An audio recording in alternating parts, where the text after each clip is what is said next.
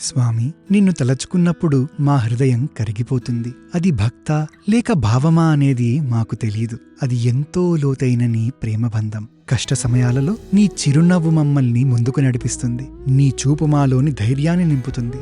నీ ప్రేమ స్వామి, స్వామి, నీ ప్రేమ మమ్ము ఎన్ని విధాలా హత్తుకుందో ఈ ప్రపంచం అర్థం చేసుకోలేదు.